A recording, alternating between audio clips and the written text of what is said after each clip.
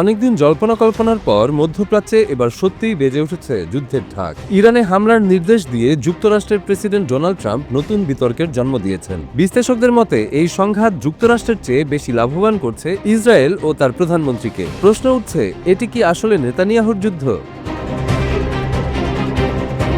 গত মে মাসে মধ্যপ্রাচ্য সফরে ট্রাম্প বলেছিলেন যুক্তরাষ্ট্র আর অঞ্চল পুনর্গঠন বা শাসন ব্যবস্থা বদলের নীতি নেবে না। তিনি আগের হস্তক্ষেপবাদী নীতির সমালোচনা করেন, কিন্তু এক বছরের মধ্যেই ইরানে সর্বাত্মক হামলার নির্দেশ দেন, যার ঘোষিত লক্ষ্য ছিল দেশটিতে স্বাধীনতা আনা।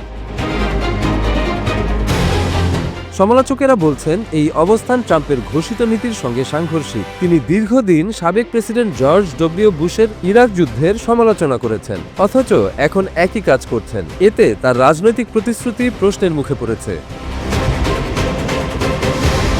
ওয়াশিংটনের সেন্টার ফর ইন্টারন্যাশনাল পলিসির জ্যেষ্ঠ ফেলো নেগার মুরজাভি বলেন, এটি যুক্তরাষ্ট্রের পছন্দের যুদ্ধ, যেখানে ইসরায়েলের চাপ স্পষ্ট। তার ভাষায় 2 দশক ধরে ইসরায়েল যুক্তরাষ্ট্রকে ইরানে হামলার জন্য তাগিদ দিয়ে এসেছে। এবার তারা সেই লক্ষ্য পূরণ করেছে।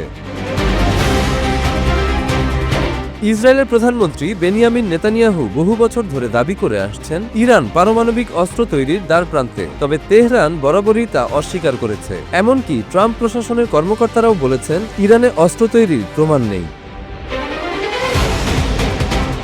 গত বছরের 12 দিনের যুদ্ধে যুক্তরাষ্ট্র ইরানের প্রধান ইউরেনিয়াম সমৃদ্ধকরণ স্থাপনায় বোমা হামলা চালায়। ট্রাম্প দাবি করেন এতে ইরানের পারমাণবিক কর্মসূচি সম্পূর্ণ ধ্বংস হয়েছে। পরে নেতানিয়াহু নতুন করে ইরানের ক্ষেপণাস্ত্র সক্ষমতাকে হুমকি হিসেবে তুলে ধরেন।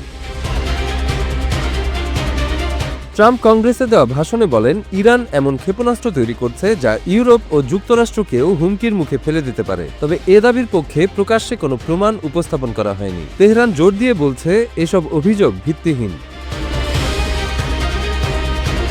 জনমত জরিপ বলছে ইরানের সঙ্গে নতুন যুদ্ধে যুক্তরাষ্ট্রের জনগণের সমর্থন কম। মেরিল্যান্ড বিশ্ববিদ্যালয়ের এক জরিপে মাত্র 21% অংশগ্রহণকারী যুদ্ধের পক্ষে মত দিয়েছেন। ইরাক ও আফগানিস্তান যুদ্ধের অভিজ্ঞতা এখনও জনমনে সতর্কতা তৈরি করে রেখেছে।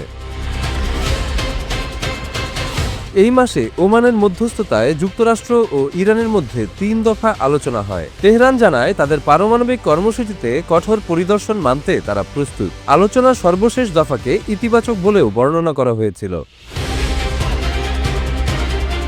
ন্যাশনাল ইরানিয়ান আমেরিকান কাউন্সিলের সভাপতি জামাল আবদি বলেন, আলোচনার মাঝেই যুদ্ধ শুরু হওয়া নেতানিয়াহুর জন্য সাফল্য। তার মতে শাসন পরিবর্তনের ভাষা গ্রহণ করে ট্রাম্প ইসরায়েলের এজেন্ডাকেই জোরদার করেছেন। এতে যুক্তরাষ্ট্র দীর্ঘ ও অনিশ্চিত সংঘাতে জড়াতে পারে।